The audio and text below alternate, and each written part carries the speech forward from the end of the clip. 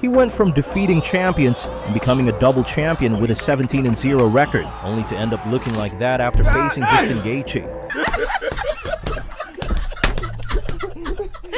Born January 21, 1997 in Holloway, Germany, to Georgian refugee parents.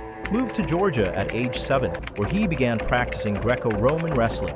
Pro debut 2015, competing in Spanish regional circuits, won his first 4 fights by submission. UFC debut October 2020, quickly made a name as a dangerous finisher, earning the nickname Matador. So I had 4 fights when I started with my professional career in Spain, and at that point become very difficult to find a fight for me, because in Spain at that point we didn't even had any events, you know. So I was like, listen, I have to do something, because no one is gonna come to me and touch my door. How old are you at this time? 18. Okay, so 10 years ago. Yeah, 18. Okay, so 2015. Yeah, I'm like, I have to do something. I need a plan. Demetrius Johnson, yeah. So you need a plan. So I started to talk to myself. I'm like, what can I do? And that point, Alexander Gustafsson was fighting for the belt against John Jones. And that guy was training in Sweden, in All Stars Gym at that time.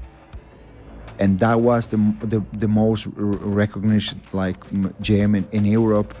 And I'm like, I have to go there, because I'm sure that his managers or someone is gonna Sweden. In Sweden, in Stockholm.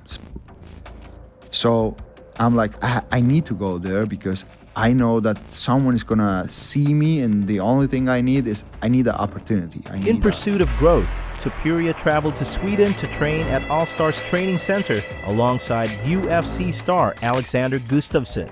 Surrounded by elite fighters, he refined his striking and grappling, proving he could hold his own against the best. This experience marked a turning point, preparing him for the leap from regional shows to the UFC spotlight. I went to Sweden, but there's a story before that too, because I didn't have any money to go to Sweden. Probably stay there for a week, so I had to talk to my friend. He gave me the money. I went there, and I remember the first training session. I finished the first training session, and there was a guy, Majdi, and he came to me, and he was like, do you have a manager? And I'm like, no. So now you have it.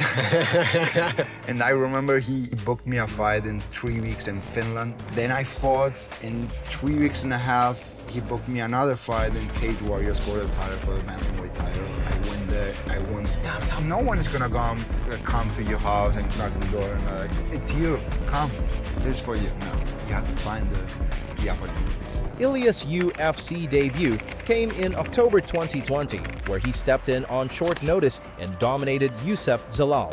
That performance introduced fans to his relentless style, a mix of sharp boxing and suffocating grappling. From that moment, El Matador wasn't just another newcomer. He was a rising threat in the featherweight division. After going on an impressive win streak, Ilia had captured the attention of the MMA world. His relentless style and highlight reel finishes made it impossible to ignore. UFC President Dana White decided the time had come. Ilia would get his shot at the featherweight title against the reigning champion Alexander Volkanovski. You see how he came dressed? You already know what's going to happen. You just came ready for the retirement. Look how you look as an old man. Get a good spanking, that's what's going to happen, hey? Volkanovski was no ordinary opponent. He was a dominant champion, respected for his toughness and tactical brilliance. Many doubted whether Ilia was ready for such a challenge. But when fight night arrived, El Matador silenced every critic. In round 2, he unleashed a perfectly timed combination that dropped Volkanovski, and moments later, the referee stepped in.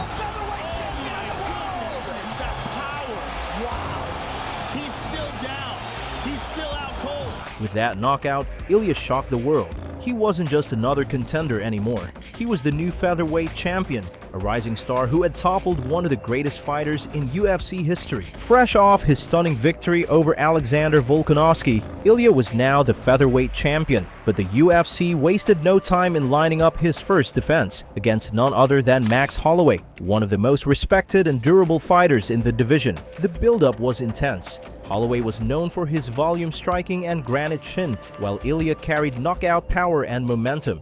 Fans debated whether Holloway's experience would overwhelm the new champion, or if Ilia's rise was unstoppable. But you have carried a confidence that we've seen from few others. Where do you get that?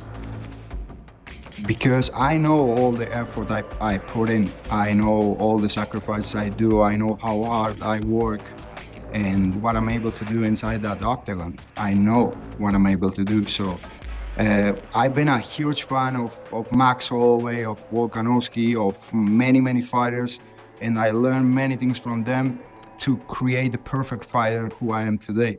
So that's why I have that kind of confidence, because I know that I represent a style that no one has in the UFC right now. On fight night, the clash lived up to the hype. Holloway pressed forward with his trademark pace, but Ilia's precision striking found its mark. In round 3, Ilia landed a devastating combination that dropped Holloway, handing him the first knockout loss of his UFC career.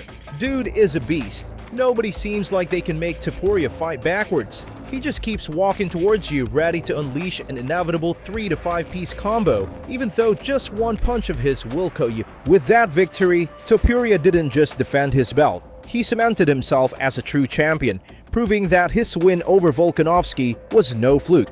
The division had a new king, and his name was Ilia Topuria. After defending his featherweight title against Max Holloway, Ilia Topuria set his sights even higher. He moved up to lightweight, chasing the chance to become a double champion. The UFC booked him against Charles Oliveira, a former lightweight king, known for his slick submissions and dangerous striking. The build-up was electric.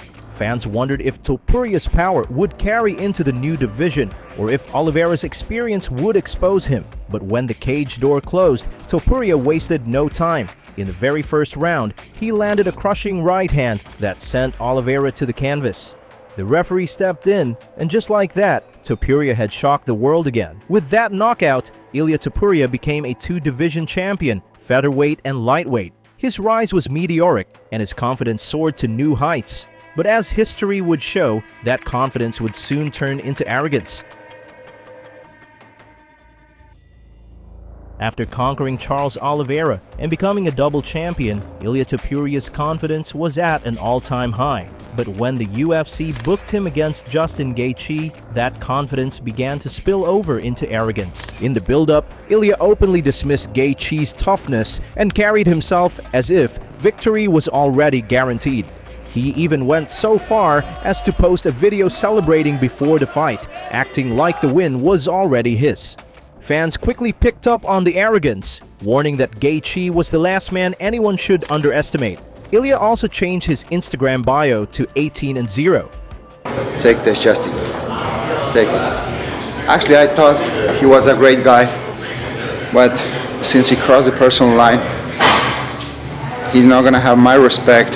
He's not gonna have my team's respect. All I'm gonna need is 2 minutes in the octagon with you. On fight night, the clash was brutal. Gaethje absorbed Ilia's power shots and kept pressing forward with his trademark pressure.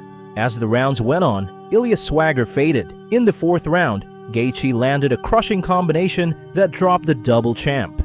The referee stepped in, and just like that, Ilia Topuria's undefeated streak was over. It was more than a loss. It was a lesson. The arrogance that had carried him into the cage became the flaw that brought him down.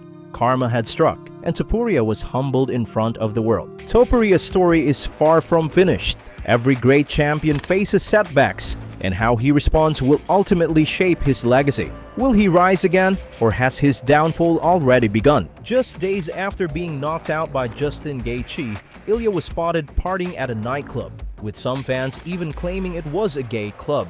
He celebrated as if the loss meant nothing, and for many, this was the final proof that his arrogance hadn't faded, even in defeat.